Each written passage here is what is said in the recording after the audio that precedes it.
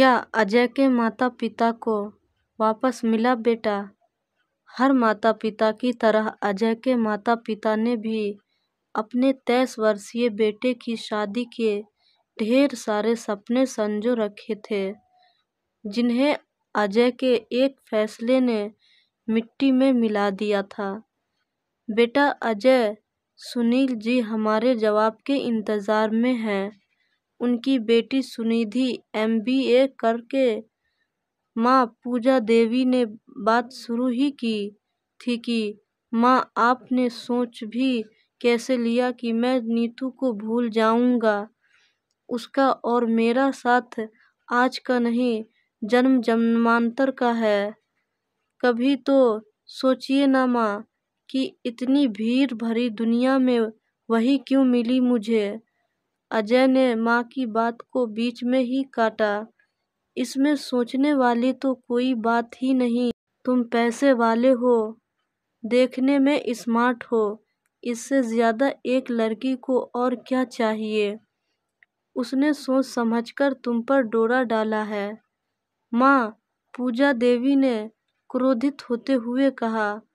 माँ, मैं गया था उसके पीछे। उसने तो महीनों तक मुड़कर भी नहीं देखा था मेरी ओर। अजय हारना नहीं चाहता था। उसके हर हाल में अपने प्यार की जीत चाहिए थी। हाँ तो तुम्हें कोई अपनी बिरादरी की नहीं मिली, वही एक हूर की परी है दुनिया में। माँ, आप भी अपनी संस्कृति रीति रिवाज का मोर्चा संभाले बोली। जो होना था वह हो चुका। कल उसके माता पिता आ रहे हैं आप लोगों से मिलने के लिए, और मैं नहीं चाहता आने वाले समय की बुनियाद में थोड़ी सी भी खटास शामिल हो। अजय ने कहा, कल क्लाइंट के साथ मेरी इम्पोर्टेंट मीटिंग है। अजय के पिता ने अपनी नाराजगी को आमली जामा पहनाने की कोशिश की और महिला समिति की किटी पार्टी है। माँ ने मोबाइल में आंखें गड़ाए कहा, समझ गया, आप लोग किसी भी हाल में नीतू को नहीं अपनाने वाले। लेकिन मैं भी कह देता हूँ, आने वाली परिस्थिति के जिम्मेदार आप लोग ही होंगे। अजय का चेहरा गुस्से से तमतमा रहा था। अपनी बात कहकर अजय कमरे से निकल गया। माता पिता की रजामंदी न मिलने से खिजा हुआ तो वह पहले से ही था। दोस्त राजू के बीमार होने की खबर ने पूरी कर दी, जिसके कारण वह भी परेशान रह रहा था। लेकिन फिलहाल समस्या यह थी कि वह नीतू से क्या कहेगा।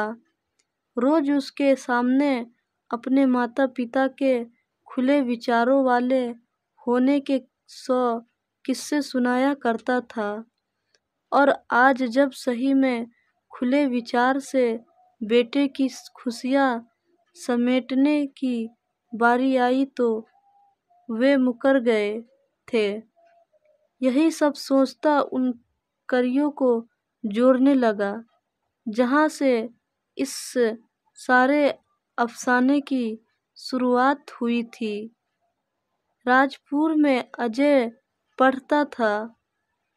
अजय ने गर्लफ्रेंड बनाने के कई प्रयास किए पर हर बार नाकामयाब रहा। उसी समय नीतू ने उसी स्कूल में दाखिला लिया। वैसे तो नीतू के माता पिता की कहीं से औकात न थी इतने बड़े स्कूल में पढ़ाने की, लेकिन नीतू इतनी अच्छी पेंटिंग करती थी कि उसे उस स्कूल के लिए स्कॉलरशिप मिली थी, और यहीं से शुरुआत हुई थी उन दोनों के प्रेम कहानी की। हुआ यूं था कि एक दिन नीतू को कक्षा में डांट पड़ रही थी। ओहो तो नीतू, तुमने फिर होमवर्क नहीं किया? राखी मैम ने उसकी कॉपी डेस्क पर पटकते हुए कहा।